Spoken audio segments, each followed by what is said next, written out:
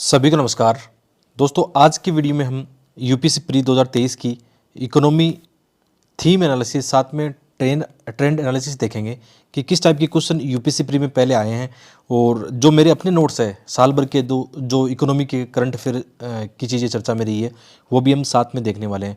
और ये सीरीज़ हमारी बहुत अच्छी चल रही है। आप लोगों से रिक्वेस्ट है कि वीडियो को सबसे पहले लाइक करना है और ज़्यादा से ज़्यादा शेयर करना है। और अभी तक आपने अपना चैनल सब्सक्राइब नहीं किया है तो ज़रूर सब्सक्राइब कर लेना, क्योंकि प्री के बाद में मैं मेंस की ऐसे ही शानदार सीरीज चलाने वाला हूँ। वैसे पहले बहुत ज़्यादा मेंस का मैं करा चुका हूँ, ठीक है, और भी बहुत सारी नई चीज़ें आने वाली है, तो आप चैनल को सब्सक्राइब कर रखना। और इसके अलावा जैसे आपके पास अभी 15-20 दिन बाकी हैं तो आप अपनी रिवीजन वगैरह पर पूरी तरह से ध्यान दे सकते हो। आपकी जो अपनी स्ट्रेटेजी उस पर बिल्कुल भटकना नहीं है, इस समय आपको वही रखना है जो आपने सोचा है, ठीक है। बाकी अभी तक आपने नहीं देखा है अपने 10 ईयर और सी सेट के पेपर तो जरूर देखना, इनका लिंक आपको वीडियो के डिस्क्रिप्शन में मिल जाएगा। तो जैसे किस टाइप के इकोनॉमी में क्वेश्चन आते हैं याद रखना, इसमें 5-6 थीम है जिनको आप पकड़ के रखना। जैसे सबसे ऊपर रखें तो बैंकिंग जो चीज़ें हैं, जैसे आरबीआई है, जिनके द्वारा आपने देखा होगा कि आरबीआई किस प्रकार मौद्रिक नीति के माध्यम से इन्फ्लेशन आदि को कंट्रोल करता है। तो बैंकिंग के हर साल 3-4 क्वेश्चन आपको देखने को मिलेंगे, 4-5 क्वेश्चन भी इसकी रेंज में आते हैं। आपको इसको टॉप पे रखना है। इसके अलावा जैसे जो बैलेंस ऑफ पेमेंट है, बीओपी आपने देखा होगा, भुगतान संतुलन, इसके 2-3 क्वेश्चन देखने को मिलेंगे जिसमें आपने एफडीए देखा होगा, ठीक है। और इसके अलावा जैसे आपने ये देखा होगा विशेषकर डिमांड एंड सप्लाई के जो रूल है, डिमांड एंड सप्लाई के बहुत सारे क्वेश्चन आते हैं। इसके अलावा जैसे इकोनॉमी की बहुत सारी गवर्नमेंट स्कीम होती है, ठीक है, तो सरकारी योजनाओं से यहाँ पे क्वेश्चन बन सकते हैं। और जैसे जैसे हम आगे बढ़ेंगे तो आपको मैं एक थीम बताऊंगा कि किस टाइप के क्वेश्चन यहाँ पे बन सकते हैं और यही पढ़ने का तरीका होना चाहिए। जैसे आप में से बहुत सारे एस्पिरेंट हैं जो अभी अपनी तैयारी शुरुआत ही करें, आगे 2024 और 25 में एग्जाम देने वाले हैं, तो उनके लिए ये वीडियो बहुत ज़्यादा इंपॉर्टेंट होते हैं। उनको ये बताने वाला होना चाहिए कि आपको किस प्रकार तैयारी करनी है, ठीक है। तो लेकिन फिर भी आपके लिए इसमें करंट अपडेट चीज़ें भी मैंने कर दी है, तो इस बार भी जो एग्जाम दे रहा है उनके लिए बहुत ज़्यादा इंपॉर्टेंट है। तो जैसे पहला क्वेश्चन क्या है कि ऐसे क्वेश्चन बहुत ज़्यादा आते हैं कि कोई इंडेक्स या रिपोर्ट बहुत ज़्यादा आती है। त्वरित वित्तीय प्रपत्र, रैपिड फाइनेंसिंग इंस्ट्रूमेंट, ये मतलब इसके अलावा त्वरित ऋण सुविधा, रैपिड क्रेडिट फैसिलिटी, ये किसके द्वारा इसमें दिया जाता है, किसका उपबंध है, ठीक है। इंटरनेशनल मॉनेटरी जो फंड है, आईएमएफ आपने सुना होगा, अंतर्राष्ट्रीय मुद्रा कोष, ये उसका है। क्योंकि आप ये देखना लास्ट कितना ज़्यादा चर्चा में रहा था आईएमएफ का जो भी ऋण देने की व्यवस्था है उसको लेकर। तो ये बहुत बार ये है कि आईएमएफ को लेकर, विश्व बैंक और आईएमएफ को लेकर यूपीएससी बहुत सारे क्वेश्चन पहले भी पूछ चुका है। तो हमारी जिम्मेदारी है कि हम ऐसे क्वेश्चन जरूर देखें। विशेषकर आईएमएफ और विश्व बैंक के द्वारा कोई भी इनिशिएटिव लिया गया है तो उसको आपको जरूर देखना चाहिए। जैसे नया करंट में अभी क्या चल रहा है आपके लिए बहुत इंपॉर्टेंट है। एक वर्ल्ड बैंक की एक रिपोर्ट है, वर्ल्ड बैंक का एक इंडेक्स है, कौन सा, वर्किंग वुमेन पर है, क्या नाम है उसका, world bank women business and the low 2023 report. अब देखो ये बहुत इंपॉर्टेंट है, आ सकता है कि किसके द्वारा जारी किया गया है। जैसे ये इनिशिएटिव किसका है हमने देखा, तो इसी तरीके से ये दृष्टिकोण से पूछा जा सकता है कि ये इंडेक्स किसका है, रिपोर्ट किसकी है। और ऐसे क्वेश्चन आपने देखा होगा कि विशेषकर इकोनॉमी के सेक्शन से भरपूर है यहाँ पर, ठीक है। तो ये इंडेक्स आपने देखा कौन जारी करता है, विश्व बैंक जारी करता है। बाकी इसके अंदर जो भी देखो ना डाटा वगैरह दिए गए, कौन टॉपिक दिए गया, ये तो आप पीडीएफ पढ़ के ही इसको देख लेना। इसमें अभी मैं आपको ज़्यादा नहीं बताऊंगा। मेरा काम क्या है कि अभी आपके पास बहुत कम टाइम है तो मैं आपको सही दिशा में गाइड कर पाऊँ कि आप कम समय में अपनी चीज़ों को कैसे एनालिसिस कर सकते हो। और अभी भी मैं कहता हूँ कि इस बात को कि जैसे आपके पास 15-20 दिन है ना, तो डरना नहीं है, मतलब एकदम फोकस होकर अपनी स्टडी को जारी रखना है। चाहे आपको कोई कुछ बोले कि ये मार्केट में नया कंटेंट आ रहा है, वो आ रहा है, ये सब आप पढ़ लो, जबकि मैं क्या कर रहा हूँ, मैं आपको नया कंटेंट नहीं दे रहा हूँ, क्योंकि साल भर का जो मैंने आपको द हिंदू के नोट्स दिए हैं मैं उन्हीं को आपको रिवाइज करा रहा हूँ। तो जो अपने चैनल को लगातार फॉलो कर रहे हैं, जिन्होंने साल भर का द हिंदू मेरे साथ पढ़ा है, तो उसके लिए बहुत बेनिफिट है कि हम वही चीज़ें वापस रिवाइज कर रहे हैं यहाँ पे। और कुछ नई चीज़ें जैसे मुझे लगा कि ये क्वेश्चन आ सकता है तो वो मैंने ऐड कर दिया है, ठीक है। तो इस तरीके से क्वेश्चन दोबारा से बन सकते हैं। आगे बढ़ते हैं। तो ये रिपोर्ट याद रखना, ये कौन जारी करता है, बार बार इसको हम देखते हैं। ऐसे क्वेश्चन पहले भी लगातार आए हैं। और इसमें आपको पढ़ते समय ये ध्यान रखना है कि इसमें कौन कौन से इंडिकेटर है।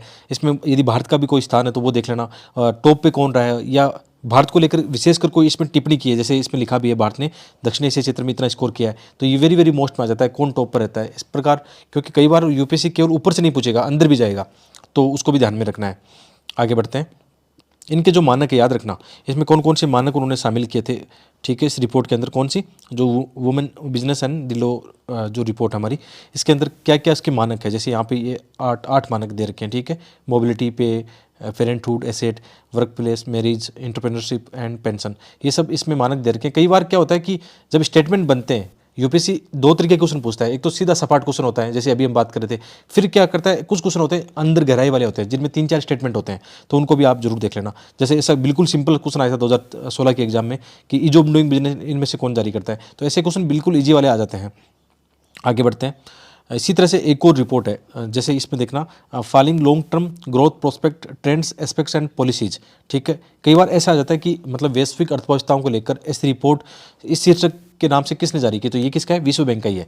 ठीक है, तो इसके अंदर बहुत सारी चीज़ें मतलब चर्चा की गई है कि जैसे इस दशक में या जो आने वाले वक्त में किस प्रकार विश्व में आर्थिक विकास का जो दौर आगे बढ़ेगा और इसमें विकासशील राष्ट्र और विकसित राष्ट्र किस प्रकार अपनी अपनी रणनीति के साथ आगे बढ़ेंगे। बहुत सारे इसमें कीवर्ड दे रखे हैं जिनको आपको देखना चाहिए। और इसके अलावा विशेषकर ये ध्यान रखना कि भारत के संदर्भ में उसमें क्या चीज़ें चर्चा में रही है। ठीक है, तो मेरा कहने का मतलब है कि नई इंडेक्स नई रिपोर्ट आईएमएफ और वर्ल्ड बैंक के द्वारा इस साल कौन सी चर्चा में रही, तो वो आपको मैंने साथ में क्वेश्चन के हिसाब से बताया कि क्वेश्चन का ट्रेंड ये है तो इस प्रकार हो सकता है, इस प्रकार ये क्वेश्चन आ जाए दोबारा से। ठीक है, आगे बढ़ते हैं। और ये हमेशा ध्यान रखना कि रेमिटेंस का भी चर्चा में रहता है। कई बार विश्व बैंक भी अपने डाटा जारी करता है, जैसे इसमें देखना वर्ल्ड बैंक का जो लेटेस्ट डाटा आया कौन सा, migration and development report, title क्या है, रेमिटेंस ब्रेव ग्लोबल हेडविंड्स। ये ध्यान रखना। विश्व बैंक की नवीनतम क्या है, प्रवासन और विकास रिपोर्ट, शीर्षक क्या है, remittance brave global headwinds. Very very most में है ये भी ठीक है, क्योंकि हम देख रहे हैं कि कौन ये डाटा और कौन रिपोर्ट ये जारी करता है, किस शीर्षक से जारी करता है, उसका डायरेक्ट क्वेश्चन आ सकता है। इसके अलावा जैसे इस रिपोर्ट में क्या बताया कि भारत में 2022 में रेमिटेंस रिकॉर्ड स्तर पर आया, कितना, $100 बिलियन का आंकड़ा छूने वाला है। और 2021 में लगभग $89 बिलियन था। और ये पहली बार हुआ जब कोई देश मतलब इतना $100 बिलियन का आंकड़ा पहुंचने वाला है। वो उनकी रिपोर्ट थी, रिपोर्ट के हिसाब से। और अभी आप थोड़ा गूगल कर लेना कि अभी कितना चल रहा है, लगभग इसके आसपास ही मिलेगा आपको।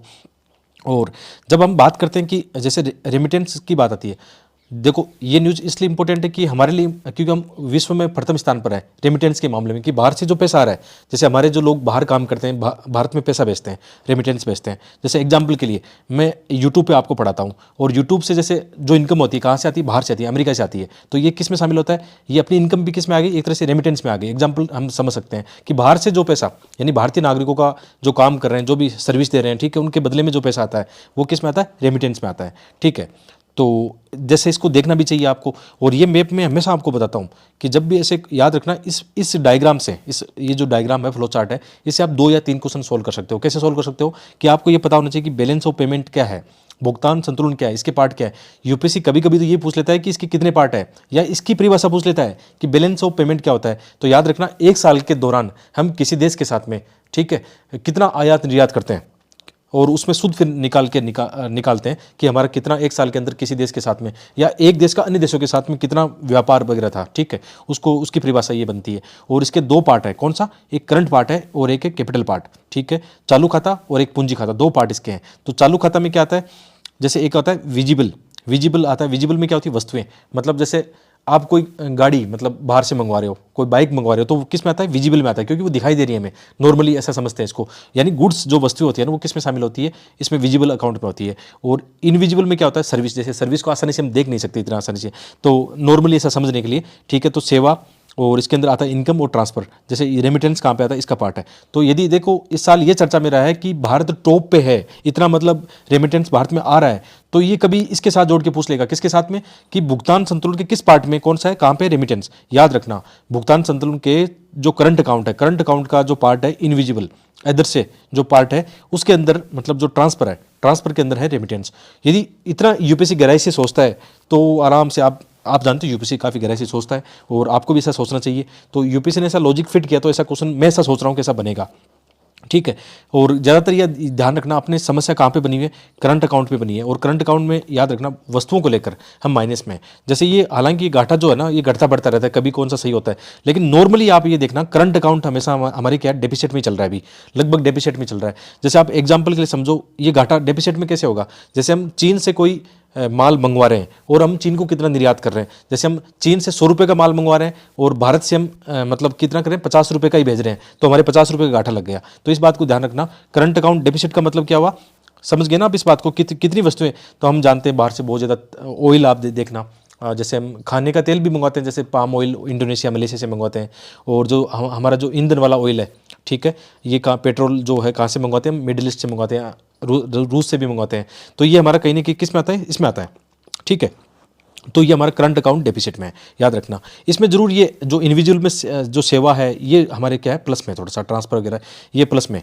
और इसमें जैसे इसमें देखना जो कैपिटल अकाउंट है, कैपिटल अकाउंट में ध्यान रखना कौन सा आता है, जैसे बाहर से एफडी आता है, जो संस्थागत निवेश है भारत में निवेश करते हैं, ठीक है। इसके अलावा जैसे हम बाहर से कोई लोन लेते हैं, सार्वजनिक या जो प्राइवेट वाणिज्यिक जो भी लोन है, इसके अलावा बैंकिंग कैपिटल आता है, इसमें एनआरआई का अकाउंट्स होता है, ठीक है। ये चीज़ें ध्यान रखना। तो इस एक जो हम अभी इस पर चर्चा कर रहे हैं, इससे क्वेश्चन आ सकते हैं, अब इस बात को समझ लेना आप। वैसे अब इतनी तो आशा आपसे करता हूँ कि आप इस बार प्री दे रहे हो एग्जाम, तो ये चीज़ें आप करके आए हो, मैं केवल आपका रिविजन करा रहा हूँ, थोड़ा कॉन्फिडेंस बढ़ा रहा हूँ कि हाँ ये चीज़ें आती है और इसी तरीके से आपको आगे बढ़ना होता है।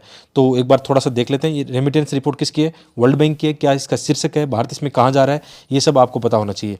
और ये हमने बैलेंस ऑफ पेमेंट का ये देखा, आगे भी इस पर चर्चा करते रहेंगे जब जब ऐसे क्वेश्चन आएंगे, ठीक है। तो ये देखो आप आराम से इसको देख सकते हो कि 2022 का जो यहाँ पे एस्टीमेट है, एक्चुअल में डाटा आप गूगल करना, इसके आसपास ही मिलेगा आपको, 90 से 100 के आसपास आपको देखने को मिलेगा। गूगल जरूर कर लेना क्योंकि एग्जाम दे रहे हो आप इतने सीरियस होंगे पक्का, ठीक है। और कौन कौन देशों को कहाँ पर आता है, कई बार ये टॉप 3 देशों के बारे में चर्चा हो सकती है इसमें।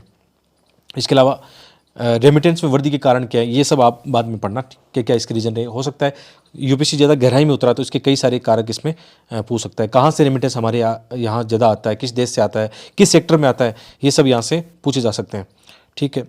आरबीआई का भी एक याद रखना रेमिटेंस सर्वे आया था 2021 का डाटा देखिए, इसमें भारत को पैसा भेजने वाले 4 प्रमुख देश कौन से, अमेरिका, यूएई, यूके और सिंगापुर, ठीक है। इनका लगभग 54% का योगदान है इसमें। और रेमिटेंस का ये भी आ सकता है, इसे डाटा बहुत इंपॉर्टेंट है कि भारत की जो जीडीपी है, सकल घरेलू उत्पाद में इसका योगदान है 3% योगदान है इसका, इस बात का ध्यान रखना। आगे बढ़ते हैं,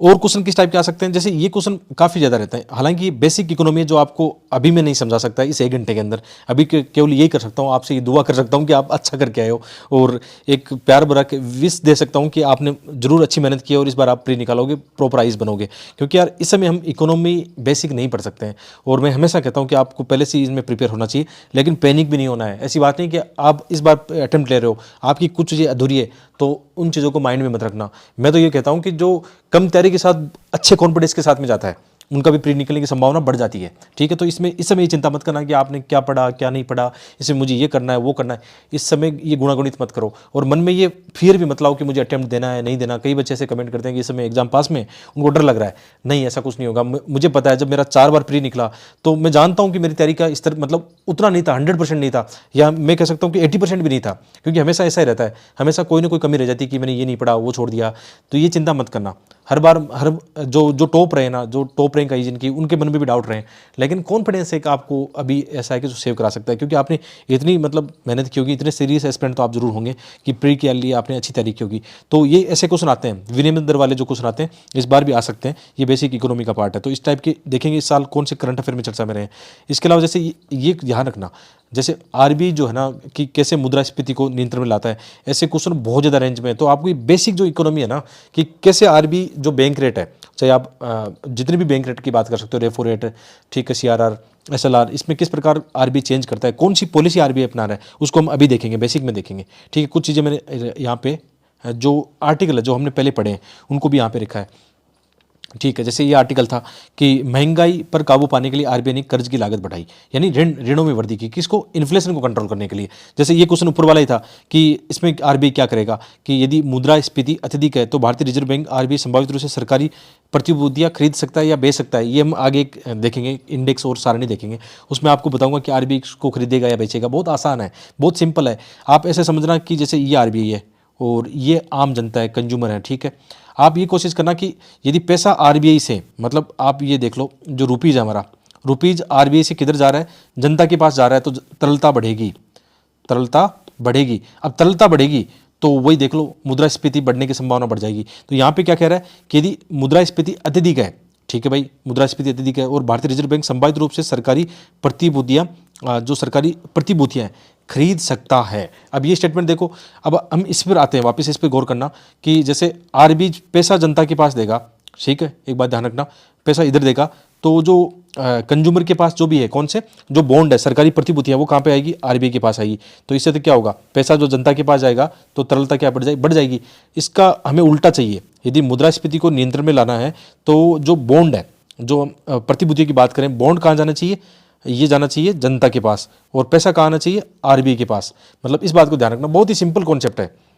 तो इस क्वेश्चन की हम बात करें, ये कॉन्सेप्ट आप समझ गए होंगे। एक बार चलो मैं दोबारा बता देता हूँ। बहुत सिंपल कॉन्सेप्ट है कि ये है आरबीआई, ठीक है, और यहाँ पे हम लोग हैं, जनता है, ठीक है। तो यदि मुद्रास्फीति अत्यधिक होगी तो क्या करेगा, पैसा किधर आना चाहिए, मतलब पैसा आरबीआई की तरफ आना चाहिए। जो रुपीज़ है ना, कहाँ आना चाहिए, आरबीआई के पास आना चाहिए।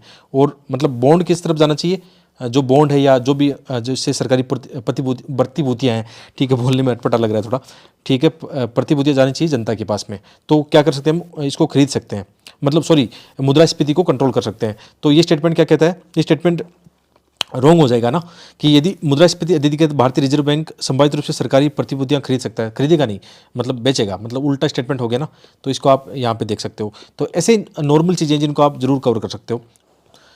तो इस टाइप के क्वेश्चन आसानी से आप सॉल्व कर सकते हो। आगे भी थोड़ा बेसिक हम और समझने की कोशिश करेंगे, ठीक है, कि किस प्रकार इनको हम कर सकते हैं। जैसे ये क्वेश्चन था कि मुद्रास्फीति का, अभी हमने बेसिक समझा, आप इसको केवल 3 वाले को काटते तो आराम से आप एलिमिनेट कर सकते थे आसानी से। तो इसका मतलब इकोनॉमी में ये जरूरी नहीं कि आप बहुत ज़्यादा गहराई में जाओ, नॉर्मल चीज़ें समझ के पढ़ के भी आप आसानी से क्वेश्चन सॉल्व कर सकते हो। तो इसमें देखना, तो इसमें आर्टिकल बहुत सारे आते हैं कि आरबीआई क्या करेगा कि महंगाई को कंट्रोल करने के लिए, यानी मुद्रास्फीति को कंट्रोल करने के लिए। मुद्रास्फीति का शाब्दिक अर्थ क्या है, इन्फ्लेशन का मतलब क्या है, कीमतों में वृद्धि। बहुत साधारण समझो में समझो इसको कि कीमतों में वृद्धि। कीमतों में वृद्धि क्यों, या तो जनता के पास बहुत पैसा आ गया, एक बात ध्यान रखना कि जनता, या एक हो सकता है कि कई बार सप्लाई चेन को लेकर भी समस्या आ सकती है। तो जब डिमांड ज़्यादा है, सप्लाई कम हो जाएगी, तो भी मतलब कीमतें बढ़ सकती है। तो आरबीआई क्या करता है, इन्फ्लेशन को कंट्रोल करने के लिए हमेशा याद रखना ब्याज दरों में वृद्धि करेगा, ताकि जनता के पास जो तरलता है वो कम हो जाए, ठीक है। जनता के पास पैसा कम करना आरबीआई को कैसे ही करो, चाहे आप होम लोन, कार लोन, ये सब इनको हम महंगा कर सकते हैं। तो मौद्रिक नीति की आप जानते हो बहुत बार हमेशा बैठक होती है, और उसके अंदर क्या किया जाता है, जो भी अपनी बैंक रेट है उनको उनमें घटाया बढ़ाया जाता है, ठीक है। और मुद्रास्फीति को कंट्रोल करने के लिए हमेशा ध्यान रखना बढ़ाया जाता है। तो इसमें कई बार इनके मतलब ध्यान में रखना ऐसे क्वेश्चन भी आए कि मौद्रिक जो नीति समिति है, मौद्रिक जो कमेटी है, इसके भी क्वेश्चन आ सकते हैं कि इसकी स्थापना कब हुई, कैसे हुई, और इसके अंदर कौन कौन से सदस्य होते हैं, इनमें क्या क्या पार्ट है। तो ये आपकी जिम्मेदारी है, इनको वैल्यूडेशन को आप देखोगे, ठीक है। वैसे बेसिक आपको ध्यान रखना चाहिए कि आरबीआई के जो अधिनियम है 1934 की धारा ये 45 जेड के तहत इसमें 6 सदस्यीय मौद्रिक नीति का गठन किया गया है, ठीक है। अधिकार गठन करने का अधिकार या गठन किया गया है, ठीक है। और इसके अंदर जैसे आरबीआई का गवर्नर इसके पदेन अध्यक्ष होगा, इसमें 6 जो सदस्य होंगे कहाँ से आएंगे वो भी दिया हुआ है। इसके अलावा मौद्रिक नीति का प्रभारी डिप्टी गवर्नर हो गया, ठीक है। केंद्रीय बोर्ड द्वारा नामित बैंक का एक अधिकारी हो गया, केंद्र सरकार द्वारा नियुक्त 3 सदस्य हो गए। तो इसमें कई प्रकार की चीज़ें हैं, ठीक है, इस बात को ध्यान रखना। और कब कब मतलब आरबीआई ने ये पॉलिसी अपनाई है कि उन्होंने मौद्रिक नीति को टाइट किया है या थोड़ा ईजी किया है, वो आप ध्यान रखना इसको, ठीक है। और रेपो रेट, ये सब आपने देखा होगा, रिवर्स रेपो रेट, ये सब इंपॉर्टेंट चीज़ें हैं, लगातार पढ़ते रहते हैं। तो जो मॉनेटरी पॉलिसी कमेटी है उसके बारे में जरूर जानना, इनके क्वेश्चन आ जाते हैं। कई बार आजकल ये भी आ सकते हैं क्योंकि इस साल आरबीआई ने बहुत सारे चेंजेस किए थे। मतलब चेंजेस का मतलब ये है कि कभी मतलब घटाया है, कभी बढ़ाया है। तो आरबीआई की कौन सी नीति कब चलती है, जैसे इसमें लिखा हुआ है यहाँ पे अकोमोडेटिव, यानी जो उदार है। उदार पॉलिसी का मतलब क्या, उदार, थोड़ा सा उदार समझना इस बात को। उदार का मतलब क्या होता है कि केंद्रीय बैंक आर्थिक विकास को बढ़ावा देने के लिए मुद्रा आपूर्ति का विस्तार करने का निर्णय लेता है। याद रखना, मतलब जब मंदी की समस्या आती है तो हम जानते हैं कि वही काम करना है। जैसे अभी इस बेसिक को समझ लेना आप कि आरबीआई क्या करेगा, जैसे ये कंज्यूमर है, यहाँ पे जब मंदी आएगी तो आरबीआई पैसा किधर भेजेगा, कंज्यूमर की तरफ भेजेगा। तो कंज्यूमर की तरफ पैसा कब जाएगा, तरलता बढ़ानी होगी तो कब जाएगा, जब एक तरह से बैंक रेट जो है उनको हम कम करेंगे। तो मंदी से निपटने के लिए आरबीआई क्या करता है, बैंक रेट को कम कर सकता है, ब्याज दरों को कम कर सकता है, और मुद्रास्फीति से लड़ने के लिए क्या करेगा, टाइट कर देगा।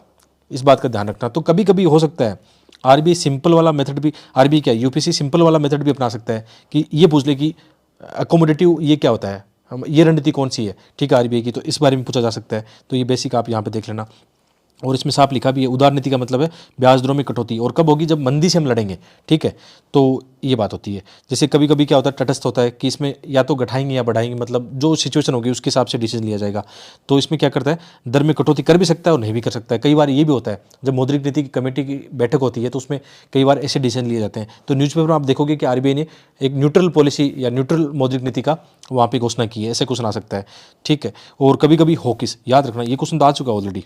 कभी कभी ये होता है कि हॉकिस पॉलिसी क्या होता है, आपसे ये पूछ लेगा ये मुद्रास्फीति से लड़ने के लिए आरबीआई ने हॉकिस पॉलिसी को अपनाया। तो इसमें आपको पता होना चाहिए अपना या नहीं अपनाया, इस बेसिक चीज़ों को ध्यान रखना। तो इसमें क्या होता है, हॉकिस ठीक है, इसको भी आगे मैंने एक सारणी में दिया है, अच्छे से दिया है। तो इसमें क्या होता है कि इस प्रकार के संकेत है कि केंद्रीय बैंक सर्वोच्च प्राथमिकता क्या है, मुद्रास्फीति को कम करना है। तो हॉकिस का मतलब क्या हो गया, टाइट मनी यानी ब्याज दरों में वृद्धि, सिंपल सी बात है।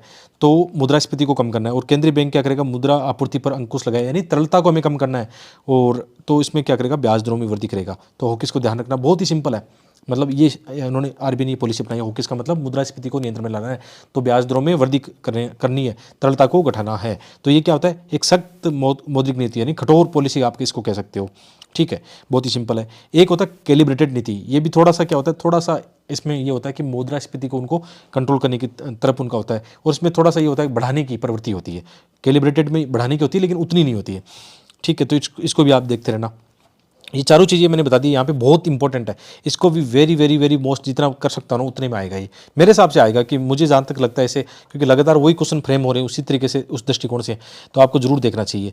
और जैसे यहाँ पे दिया भी है, इस क्वेश्चन को आप सोल्व कर भी सकते हो। यहाँ पे यूपीएससी प्री 2020 में ऐसा क्वेश्चन था कि यदि आरबीआई प्रसारवादी मुद्रा नीति का अनुसरण करता है। प्रसारवादी यहाँ पे देखना क्या लिखा हुआ, एक्सपेंड कर रहा है उसको, मतलब कहीं ना कहीं तरलता की ओर इशारा है। ठीक है, तो प्रसारवादी मौद्रिक नीति का अनुसरण करने का निर्णय लेता है। तो इनमें से वो क्या नहीं करेगा, मतलब इनमें से क्या नहीं करेगा, जो भी टाइट मनी वाली चीज़ है वो नहीं करेगा।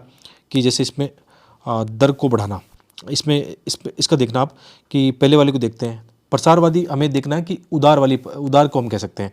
ठीक है, तो वैधानिक तरलता अनुपात को घटाकर उसे अनुकूलित करना, वैधानिक तरलता अनुपात जो SLR है उसको कम करना। और दूसरा है सीमांत स्थायी सुविधा दर को बढ़ाना। इस पे देखना आप, इसमें हमें ये ध्यान रखना है कि दरें बढ़ाना नहीं है, उदार नीति है ना, दरें बढ़ाना नहीं है। तो इसमें क्या है, सीमांत स्थायी दर यानी ब्याज में वृद्धि थोड़ी करेगा। तो ये दो वाला तो नहीं करेगा। तो आंसर भी देखो यहाँ पे लिखा भी है, और तो आंसर इसका बी हो गया। यानी देखो इस बात का ध्यान रखना कि घटाना है, दरों में घटाना है, मतलब आरबीआई तरलता बढ़ाना चाहता है। और इसमें प्रसारवादी मौद्रिक नीति है, मतलब आरबीआई चाहता है थोड़ा उदार करें, हो सकता है मंदी की कंडीशन हो। ठीक है, तो ये वैधानिक तरलता अनुपात को घटाएगा, बैंक दर को घटाना, रेपो दर को घटाना। तो जहाँ पे घटाना है, आप समझ गए ना, घटाना क्यों चाहता है, ताकि थोड़ा सा तरलता बढ़े, लोगों के पास हाथ में पैसा जाए, इकोनॉमी चले थोड़ी सी, है ना, मंदी से निपटना है। तो ये नहीं करना, दरों को नहीं बढ़ाना है। ये बहुत ही सिंपल कॉन्सेप्ट है यार, इसको थोड़ा सा समझ लेना। ठीक है, हो सकता है मैं कई बार आपको समझा रहा हूँ, बोलने में कुछ गड़बड़ हो जाए तो माफ़ी चाहूँगा। ठीक है, क्योंकि इकोनॉमी इतना आता है कि मैं आपको बस समझा पाऊँ, और यूपीएससी प्री में जैसे क्वेश्चन आते हैं, ठीक है, उस हिसाब से मुझे लगता है कि मैं आपको समझा पा रहा हूँ। और एक वो थीम रखना बस ध्यान में, बेसिक चीज़ें वही है कि इतना मैं भी एक्सपर्ट नहीं हूँ कि मैं आपको एकदम सब कुछ धुआंधार पढ़ा दूंगा। ठीक है, तो कहीं थोड़ी बहुत मिस्टेक हो जाए तो माफ़ी चाहूँगा। बाकी मेरे हिसाब से मैं ठीक करके आता हूँ, अपना होमवर्क बढ़िया करके आता हूँ। और इसी तरीके से जो क्वेश्चन आता है, जैसे यहाँ पे मौद्रिक नीति समिति, मॉनेटरी पॉलिसी जो कमेटी है, उसका भी सेम क्वेश्चन आ गया, कितने सदस्य थे, अभी हम पढ़ के आए थे, इसमें 6 सदस्य हैं। तो आप 2 को एलिमिनेट करो तो भी आपका काम कितना हद तक सही हो जाता है। ठीक है, आरबीआई की मानक बेंचमार्क दरों का निर्धारण करती है, बिल्कुल सही करती है। ठीक है, अपने तो ये आ गया ना, फिर आंसर एक ही हो गया। तो ऐसे आप कर सकते हो। ये हम ऊपर देख के भी आए कि सिंपल सी बात है कि आरबीआई क्या करती है, बेंचमार्क जो दरें हैं, इंटरेस्ट रेट कितना घटाना बढ़ाना, ये मौद्रिक नीति का काम है। ठीक है, मौद्रिक जो कमेटी है उनका काम है ये। तो ऐसे भी आप बेसिक इनको निकाल सकते हो। ठीक है, जो भी एलिमिनेट करके आप निकाल सकते हो। आगे बढ़ते हैं। ये था वो जो आपको समझाना चाह रहा था, थोड़ा सा मैं एक बार समझा देता हूँ, क्योंकि हम ऊपर देख के आए। वैसे जो चीज़ें देख के आए ना, जैसे हॉकिस पॉलिसी, आप ध्यान रखना, ऐसे यार यूपीएससी क्या कर देगा, क्वेश्चन को घुमा देगा कि आरबीआई ने इस बार इस पॉलिसी को अपनाया है, इस नीति का अनुसरण किया है, तो उसमें क्या करेगा, ब्याज दर घटाएगा, बढ़ाएगा। ये बहुत ही सिंपल कॉन्सेप्ट है। ठीक है, तो इसको देखना। आरबीआई जैसे आप जानते हो कि जो भी महंगाई है या मंदी है, जितनी भी चीज़ें हैं, इनको कंट्रोल करने के लिए आप जानते हो आरबीआई 2 टूल अपनाता है, एक क्वालिटी टूल, एक क्वांटिटी टूल। ठीक है, तो जैसे क्वांटिटी टूल की बात करें, क्वांटिटी टूल की यानी मात्रा में घटाना बढ़ाना। क्वालिटी में थोड़ा सा क्या होता है, आरबीआई फिर गाइडलाइन जो जारी करता है, थोड़ा सा नैतिक चीज़ें होती है उसमें। और क्वांटिटी में मतलब मात्रा घटाना बढ़ाना। जैसे हम बात करें कि जैसे हमें किससे लड़ना हो, मुद्रास्फीति से लड़ना हो, ज़्यादातर क्वेश्चन किसके हैं, मुद्रास्फीति के हैं। तो हमें क्या करना है, जो भी बैंक रेट है, जितनी भी जैसे सीआरआर है, एसएलआर है, या रेपो रेट है, और भी बहुत सारी मार्जिन स्टैंडिंग फैसिलिटी है, बैंक रेट है, इनमें क्या करेगा, देखो मुद्रास्फीति से लड़ना है तो वृद्धि करनी है किसमें, टाइट मनी पॉलिसी अपनाएगा, डीयर अपनाएगा। डीयर, टाइट और हॉकिस, यहाँ पे डीयर आप समझ लेना, तरलता कम करना है। हॉकिस हम पढ़ के आए अभी कि मतलब क्या करना है। और इसको संकुचनवादी भी कह सकते हैं। संकुचनवादी मतलब एक विस्तारवादी। देखो ये क्वेश्चन था पहले, विस्तारवादी एक्सपेंड कर रहे थे, और इसको संकुचित कर रहे हैं। संकुचित मतलब वही बात है ना, मुद्रा का फ्लो हमें कम करना है, तरलता घटानी है हमें। तो याद रखना, मुद्रास्फीति यानी इन्फ्लेशन से लड़ने के लिए आरबीआई क्या करेगा, जितने भी बैंक रेट वगैरह है इनको क्या करेगा, टाइट कर देगा, हॉकिस यहाँ पे मोड में आ जाएगा, संकुचन कर देगा, महंगी ब्याज दर कर देगा। और इसमें क्या है, इजी मनी, चीप, डोविस, याद रखना हॉकिस का अपोजिट है डोविस। इसमें क्या करेगा, मंदी से लड़ने के लिए हमें क्या करना पड़ेगा, इनमें ब्याज दरों को सस्ती करना है ताकि जनता के पास पैसे हाथ में आए और मंदी से हम मुकाबला कर पाएँ। विस्तारवादी जैसा भी आया था क्वेश्चन, तो याद रखना ये सारणी वेरी वेरी मोस्ट है। और आप जानते हो कि इनका कितना महत्व है कि लगातार जो बैंक रेट है, मुद्रास्फीति है, इन्फ्लेशन है, इनके क्वेश्चन कितनी बार आते रहते हैं।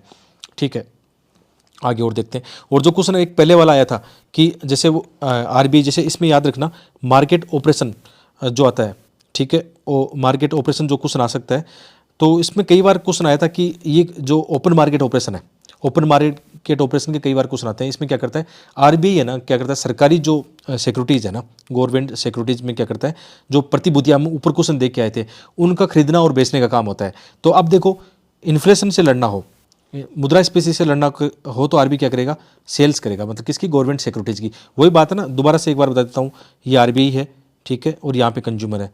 अब हमें क्या करना है, मुद्रास्फीति से लड़ना है, तो पैसा किस तरफ आना चाहिए, जो रुपीज़ है, आप ये देखो पैसा किस तरफ आना चाहिए, आरबीआई के पास। और जो गवर्नमेंट सिक्योरिटी है, बॉन्ड कह सकते हो आप इनको एक तरह से, या गवर्नमेंट जी से कह सकते हो, ये किस तरफ आना चाहिए, जनता के पास। मतलब ये कागज़ मान लो आप, कागज़ जब जनता के पास आ रहा है, पैसा आरबीआई के पास जा रहा है, तो ये क्या हो रहा है, इससे इससे लड़ रहे हैं, किससे, मुद्रास्फीति से लड़ रहे हैं। तो आरबीआई क्या कर रहा है, सेल्स कर रहा है, किसका, गवर्नमेंट सिक्योरिटीज़ का सेल कर रहा है। पैसा किधर आ रहा है, आरबीआई के पास आ रहा है, तो तरलता घट जाएगी और मुद्रास्फीति से हम लड़ सकते हैं। इसी तरीके से हम यही काम करते हैं कि हमें तो मुद्रा इससे लड़ना है, मंदी से लड़ना है, तो आरबीआई क्या करेगा, खरीदेगा, किसको, इसको खरीदेगा। ओपन मार्केट ऑपरेशन, जो गवर्नमेंट सिक्योरिटीज़ होती है ना, उनको कहाँ से खरीदेगा, मार्केट से या जनता से खरीदेगा, कहने का मतलब। इसको समझने के लिए ऐसा समझते हैं, तो ये समझ लेना कि कब इनको खरीदता है, कब इनको बेचता है, इस बात का ध्यान रखना। समझ गए होंगे इस बात को। बाकी तो आप लोग बहुत समझदार हो, इकोनॉमी शायद मुझसे ज़्यादा आती हो आपको। ठीक है, बेसिक चीज़ें हैं जिनको सिंपल तरीके से आप पढ़ सकते हो, समझ सकते हो। आगे बढ़ते हैं। ये देखना, वही चीज़ आती है कि ये चर्चा मेरा इस बार ई रूपी का, जो मेरा मन कहता है कि इस बार ई रूपी को लेकर क्वेश्चन बनेगा, डायरेक्ट क्वेश्चन बनेगा। ऐसा फीलिंग जो आती है ना कि यूपीएससी अक्सर ऐसे क्वेश्चन पूछता है। तो जैसे जो आरबीआई है, उन्होंने ये इंट्रोड्यूस किया है किसको, ई रूपी को, तो इसके बारे में सारी जानकारी आपको होनी चाहिए। तो थोड़ा सा डिटेल में देख लेते हैं। तो आरबीआई ने क्या किया, हाल ही में डिजिटल रुपये की शुरुआत की है। और ये याद रखना, क्रिप्टो करेंसी जैसा नहीं है, आप इसको थोड़ा सा भूल मत कर लेना उसके साथ मिलाने का। हालांकि जो क्रिप्टो करेंसी की जो ब्लॉकचेन टेक्नोलॉजी वगैरह है, वो इसमें इस्तेमाल करने की बात की जा रही है। तो कुछ सार्वजनिक बैंकों, निजी बैंकों को इसमें ये छूट दी गई है, किसके लिए, डिजिटल मुद्रा की मतलब पेशकश की गई है ताकि मार्केट में ला सके। और ये मतलब व्यक्ति से व्यक्ति और व्यक्ति से व्यापारी लेन देन दोनों के लिए इसका उपयोग किया जाएगा। ये जरूरी भी था, जो डिजिटल रुपया, इसकी काफ़ी डिमांड थी, जिस हिसाब से आजकल ऑनलाइन बहुत सारी चीज़ें हो रही है, बहुत सारा फायदा भी होगा। तो ये डिजिटल रुपया क्या है, तो आप इसको कह सकते हो, ये एक तरह से ई रुपया है, जो आरबीआई द्वारा एक केंद्रीय बैंक डिजिटल मुद्रा, आरबीआई की क्या है, केंद्रीय बैंक डिजिटल मुद्रा, इसको आप कह सकते हो कि आप सिंपल तरीके में कह सकते हो ये लीगल टेंडर है, यानी इसको हम स्वीकार करेंगे। इसको ऐसा नहीं है जैसे क्रिप्टो करेंसी में आप कोई व्यापार करो या आप मुझे दो या आप आपस में लेन देन करो, तो वो जरूरी नहीं कि हम उसको स्वीकार करें। लेकिन यदि कोई केंद्रीय बैंक के माध्यम से ऐसी कोई मुद्रा का ऐसा किया गया है, तो उससे क्या होगा, उसको लेन देन में हम इसको स्वीकार कर सकते हैं। तो एक तरह से आप इसको देख सकते हो। और ये वॉलेट रूप में, इलेक्ट्रॉनिक रूप से इसको रखा जाएगा।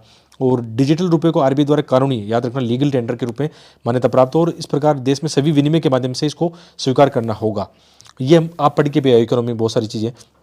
और इसके अलावा आपकी द्वारा बैंक में रखी जमा राशि से अलग है, ठीक है, ये थोड़ा सा अलग है। और इसमें डिपॉजिट के विपरीत जिन पर ब्याज दिया जाता है, वॉलेट में डिजिटल रुपये पर केंद्रीय बैंक कोई ब्याज इसमें नहीं दिया जाएगा। याद रखना, ब्याज नहीं दिया जाएगा इसमें, ठीक है। बैंकों में जमा राशि को डिजिटल रूपों में बदला जा सकता है, उनको बदला जरूर जा सकता है कि जैसे आपके बैंक खाते में जो रुपीज़ है ऑलरेडी, उनको आप डिजिटल में बदल सकते हो, ठीक है। लेकिन डिजिटल में बदलने के बाद उस पर ब्याज की व्यवस्था नहीं है। बाकी और डिटेल भी है, जैसे इसको आप कह सकते हो जो सेंट्रल बैंक डिजिटल करेंसी है, बहुत इंपॉर्टेंट है ये। इस साल मैंने कुछ वैलिडेशन भी आपको यहाँ पे दे दिया है, ठीक है। और इसमें कई सारी चीज़ों की चर्चा करें तो इसके कौन से अधिनियम के तहत इसको मतलब संशोधन इसमें करके लाया गया इसको, ठीक है, ये इंपॉर्टेंट है आपके लिए। और इसकी क्या क्या विशेषताएं, इसको कहाँ कहाँ स्वीकार किया जाएगा, नहीं किया जाएगा, विशेषताएं क्या है, ठीक है। तो केंद्रीय बैंकों द्वारा अपनी मौद्रिक नीति के अनुरूप जारी करने वाले एक संप्रभु मुद्रा, याद नहीं सर, किसी भी जो केंद्रीय बैंक है उनके माध्यम से ये जारी की गई है, ठीक है। और इसका एक निश्चित मूल्य, सही कई सारी चीज़ें इसमें दी गई, जिनको यहाँ पढ़ना भी ठीक नहीं रहेगा, क्योंकि बहुत सारी चीज़ें आपको देखनी चाहिए मेरे हिसाब से। और इसमें जैसे इसमें बैंक खाता होना अनिवार्य नहीं है, याद रखना। ऐसी बेसिक चीज़ें क्यों जरूरी है, क्योंकि इसमें जो भी स्टेटमेंट बनेंगे तो उसमें याद रखना ये चीज़ें काम आने वाली है आपकी, क्या क्या इसमें इस्तेमाल किया जाएगा और इसको कैसे हम समझ सकते हैं कि एक तो जैसे आपके आपके पेटीएम या यूपीआई में आपके जो पैसा होता है उससे ये अलग कैसे है, तो इसका भी सारी डिटेल आपको यहाँ मिल जाएगी। ठीक है, और इसमें जैसे आप ये भी देख सकते हो कि ये किस प्रकार जो एक तरह से जो क्रिप्टो करेंसी है उससे बिल्कुल अलग है। याद रखना, उसको मैच मत करना कि ये क्रिप्टो करेंसी की तरह आरबीआई ने कोई ऐसा जारी किया, ऐसा नहीं है, वो अलग है, ये चीज़ें अलग है। ठीक है, आगे बढ़ते हैं। और ये कई बार आता है रूफी इन्फ्लेशन और आरबीआई कई कितनी बार हम इसको समझ सकते हैं। ठीक है, कैसे हम इसको नियंत्रण में लाएंगे, मुद्रास्फीति नियंत्रण में लाने के लिए ब्याज दरों में वृद्धि की जाएगी, टाइट मनी पॉलिसी, याद रखना, ये कई सारी चीज़ें आती है और ऐसे क्वेश्चन भी लगातार आते रहते हैं। ठीक है, आगे देखते हैं। बहुत सारी कुछ वैल्यूडेशन की चीज़ें जो आप जरूर देखते रहना।